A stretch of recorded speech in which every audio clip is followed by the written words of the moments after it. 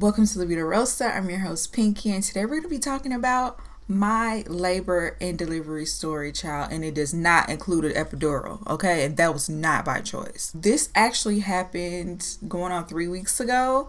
So, I really had to adjust to motherhood and having the baby here and all of that before I could jump on camera and talk about it. And y'all, I'm so in love. Oh my God. But we have to talk about the journey to get her here. First things first, for those who don't know, this is my first pregnancy. So everything about this experience was brand new. I didn't know how things work really. Like, I read some books and I asked plenty of questions and everything, but nothing can quite prepare you for actually going into labor or delivering your baby. So I've been going to my regular checkups.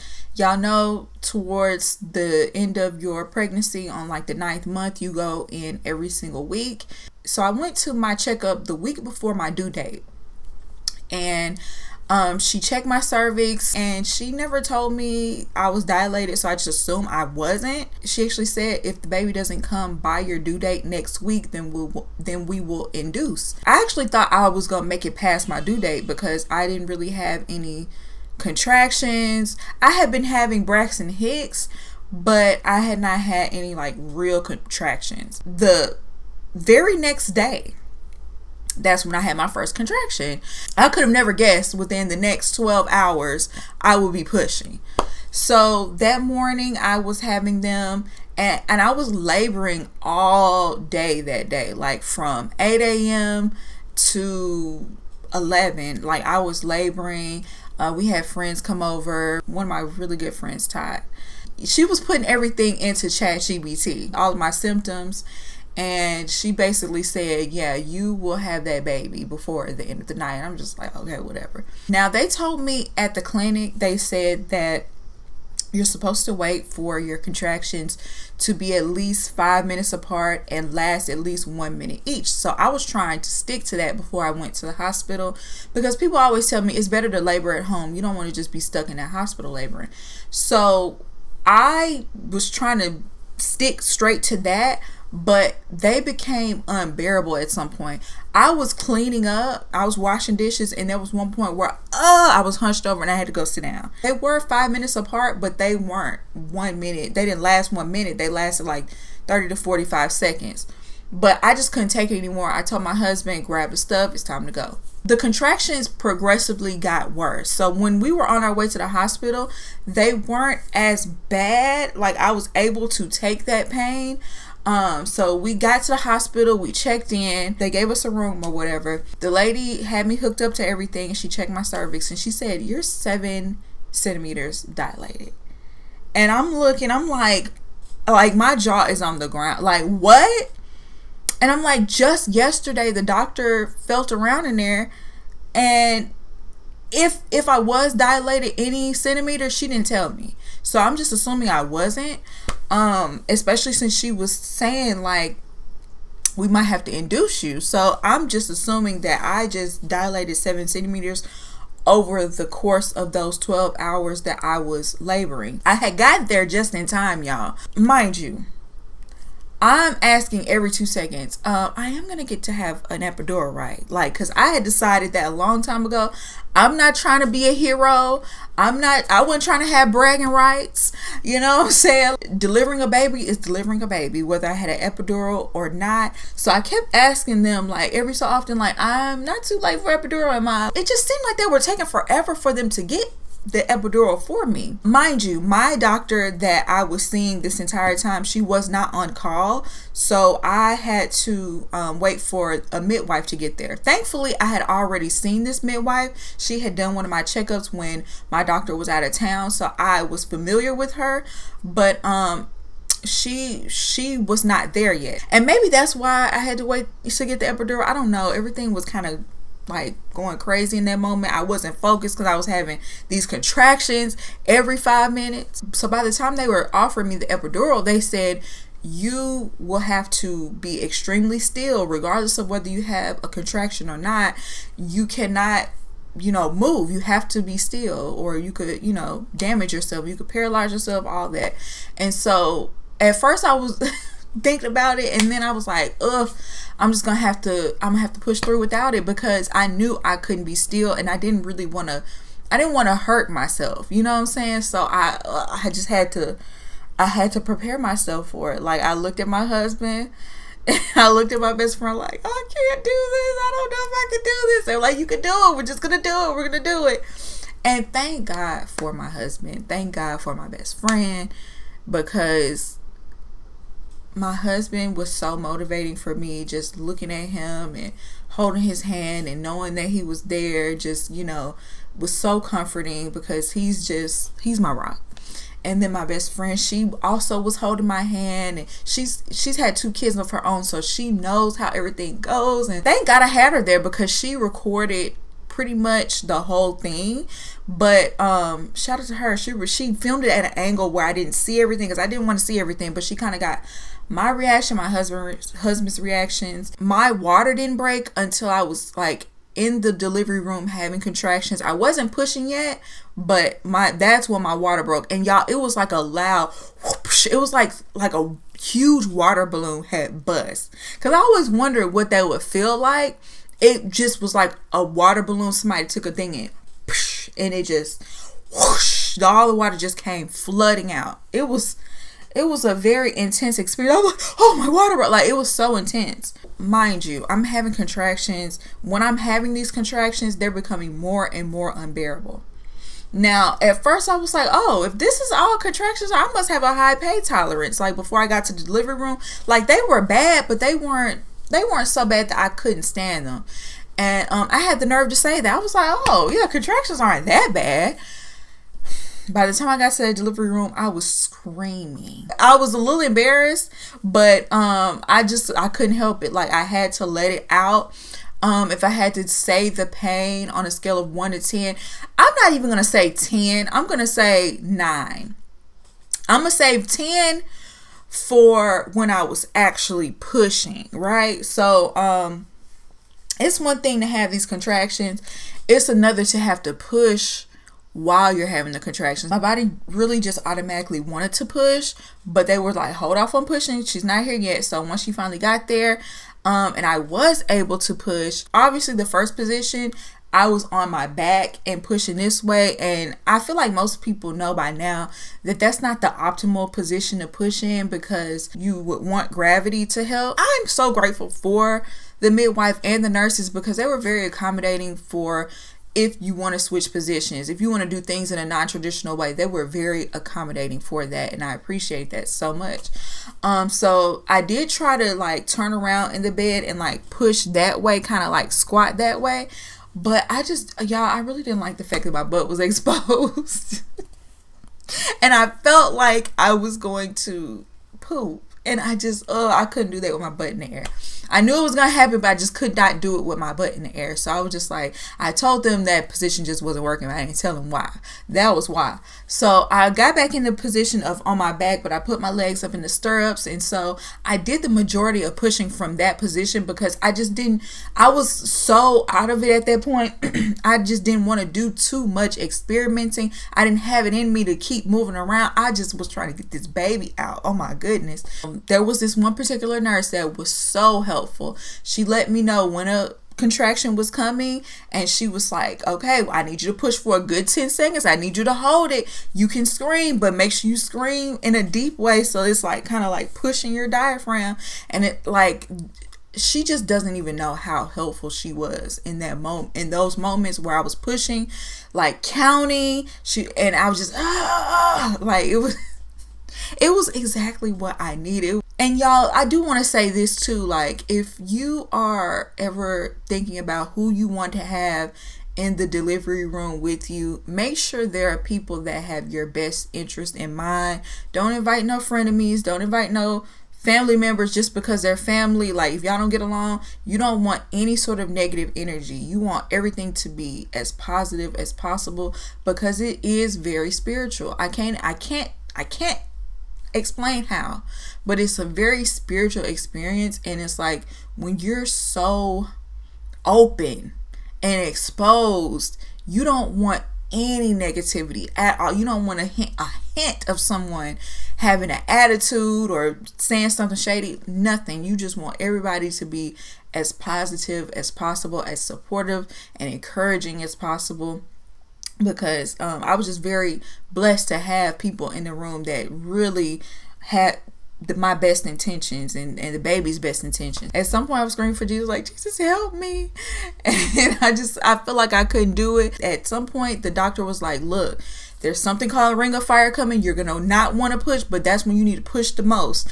And so, especially being natural, y'all need to know about that part. Like, anybody who's thinking about doing a natural birth, it's painful the entire time you're pushing and having contractions and having to push through those contractions.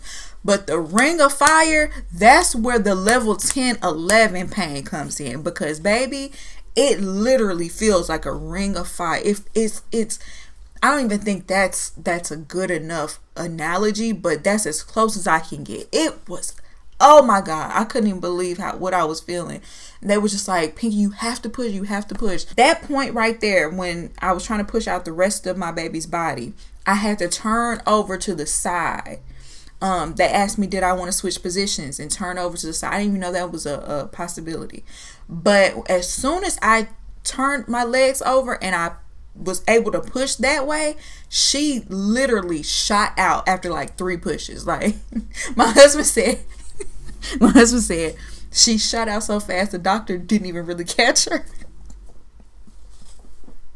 Like, she just shot out. Like, so if you're ever laboring, try on your side, because she literally, it just boom, she came out after 3 pushes. I'm not even gonna lie, my whole like labor and delivery story, as far as me pushing, was only like 30 minutes. I got to the hospital at 11:30 and my baby was delivered at 1:41 a.m.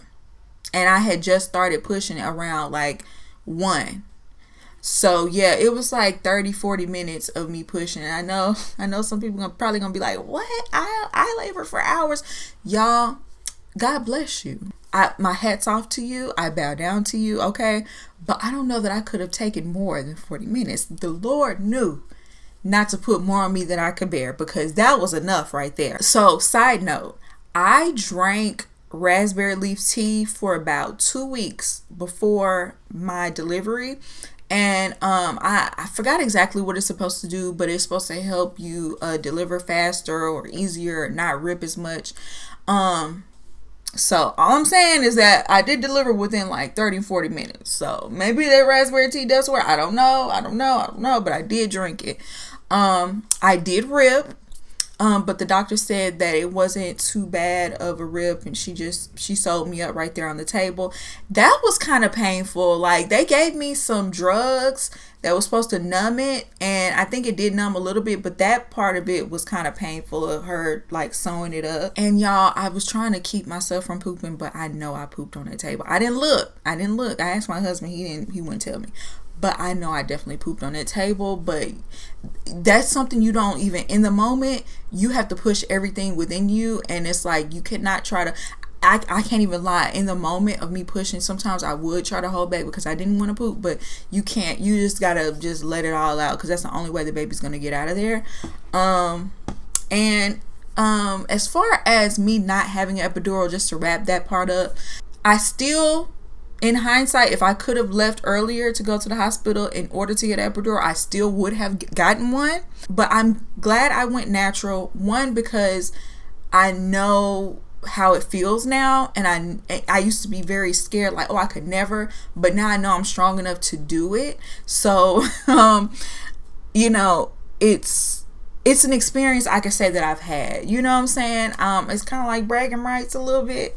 Even though I wasn't trying to have it, like, I like having it now, you know? And also, I hear a lot of people that say they've had an epidural say that they have back pain afterwards. So I didn't have to deal with that. I didn't have any sort of back pain. And also, I was able to walk after I delivered, which, if you have an epidural, most likely you won't be able to walk. And I like the fact that I was able to move around, even though I was, it was hurting and everything. And we'll get into the postpartum aftercare and everything, but at least I was able to be mobile. And now I can hold it over my daughter's head. Anytime she has an attitude with me, I can just tell her, girl, I pushed you out with no epidural, okay? So when I finally pushed her out, they laid her on my chest, and y'all, that was an out of body experience in itself. Like, I don't even know where my mind was. Thank God my friend recorded it, because I barely remember that part. And when I watched the video, y'all, I just, oh, my baby, oh, she's so beautiful. Y'all, I was just in I had broken all the way down. I showed my mother-in-law, I showed some of my family members. They were in tears every time they watch it. I just, oh my God.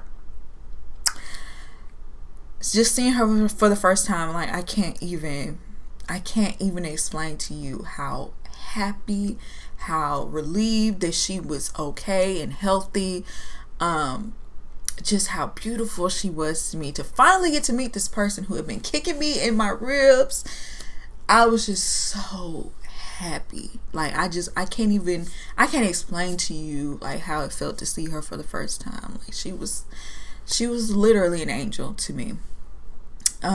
She cried a little bit when she first came out, but she really didn't even do too much crying. She was very chill when she came out. So they laid her on my chest, like literally straight out the womb. They laid her on my chest. They asked, did my husband want to cut the cord? And at first he was a little hesitant. I'm like, you better cut that cord, because I don't want you to regret not doing it. When I finally got to hold her again, y'all, it's crazy, because when it comes to newborns, before my child, I was not willing to hold anybody's newborn. They just looked too fragile to me. Like, no, I can't do it. I want to drop it. I want to be responsible for hurting this baby. But as soon as I got a chance to hold my baby, like, in my arms, like, I didn't even second guess it at all. Like, give me my baby. Like, I'm an only child. I didn't grow up with siblings. I didn't really grow up around a lot of younger kids. Like, I used to work in the nursery in my church, but that's my extent of knowledge when it comes to children. And so I was kind of concerned, like, would I have that maternal instinct? And everybody's like, oh, it'll kick in.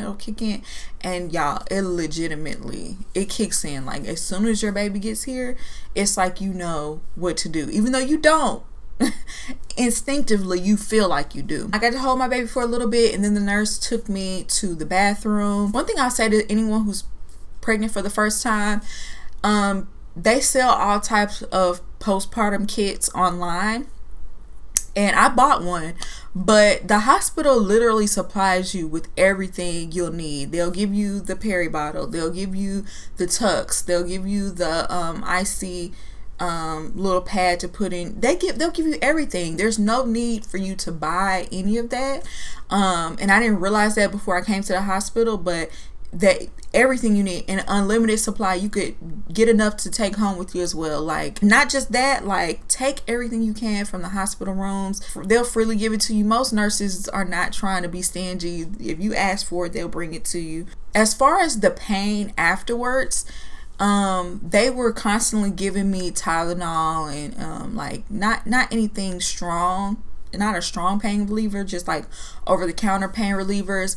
The pain wasn't really that bad. I will always categorize it as like a 2 or 3, and that's more so because you're tender and very sore. Like, your pelvic bone just feels sore and just heavy. And obviously for me, someone who ripped and had to get stitches, it was just like, to sit down, it was just like, ooh, sit down very slow. Ooh, don't try to stand up too fast. Don't even turn over in the bed too fast. Like, just take your time and heal. It took me about I would say 2 weeks for the soreness and just the pain of it all to kind of go away. I don't really have as much pain now in the 3rd week, and most of the bleeding has stopped. I still am getting a little bit of, like the brown blood or whatever. The next thing it's going to turn into is like discharge or whatever. I know, TMI. Still not going to do any sort of activity until the 6th week. Okay, we waiting a full 6 weeks. As far as like how I feel, like as far as postpartum, the 2 weeks after you give birth, you're not going to feel like yourself. Your emotions are going to be high, low, all over the place. That is normal. That is not out of the ordinary. You're going to not feel like yourself. And probably, not ever. You're a mom now, so you have to find a new normal when it comes to feeling normal. But y'all know what I mean. Yeah, my emotions were all over the place. I tried to keep myself in check, but there were times where I would lash out or have an attitude. Still kind of feel that way a little bit, but I'm getting back regulated with my emotions like the 3rd week out. So as far as the baby being in the hospital, we kept the baby in the room with us the entire time we were there. The only time she left was to get her blood drawn, and my husband went with her. Everything else, bring it to the room. Y'all need to bathe her. Okay, y'all can bathe her in here. I was not letting my baby out of my sight. Okay, we hear plenty of horror stories of what goes on in these hospitals, and you know how some people, you know, work with babies but don't like babies and hurt them. I wasn't having that. Like, even if I didn't get any sleep at all, which I didn't get much while I was in hospital at all, but it was worth it because that gave me peace of mind. My husband, he brought a blow up bed. The nurses kept telling him like that was such a good idea. I don't know why more people don't do this. Like, he brought in a twin size blow up bed, and so he was, you know, as comfortable as he could be in the hospital our entire stay there. So I did decide to breastfeed, and I do plan to do a more in-depth video on like my experience with breastfeeding. But my baby was not able to latch. Like, she was able to latch one good time, but she really wasn't able to latch on to my breast while we were in the hospital. And that's because she had a tongue tie. And I'll put a picture of what a tongue tie looks like. You know how you have that connecting point from the base of your mouth to your tongue?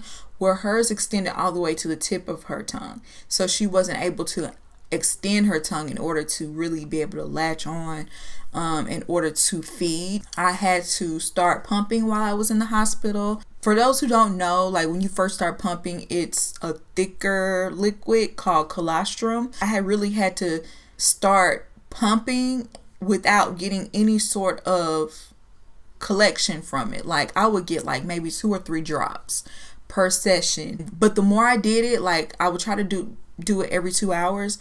The more I did it, the more I was able to produce. I feel like the most I was able to pull from each breast was like maybe 20 milligrams. So that wasn't enough to feed her. The first day they don't really have to have that much, but you know, as the days went on, I didn't want my baby to be hungry, so I would pump as much as I could, feed her that, and then we would supplement with formula. They did offer me donor breast milk, but I opted out of that. I was like, I'm a little leery of that. The heaviest I ever was during my pregnancy and ever in life, I was like 198, almost 200 pounds. When I finally delivered the baby, and like a few days later when I made it home, I was like, I want to say 185. And after 3 weeks of breastfeeding and no sleep and running around with this newborn, I'm down to 170. And my original weight right when I got pregnant was 160. So I'm almost back to my starting weight, which I haven't done any sort of exercise or any sort of trying to eat right, nothing like that. So breastfeeding does help you lose weight, I have to say. So yeah, we stayed in the hospital from Saturday to, I believe, Monday when we were discharged. She passed all of her tests, thank God. She's, you know, healthy. Everything went great. She's my beautiful baby girl. Actually, let me see.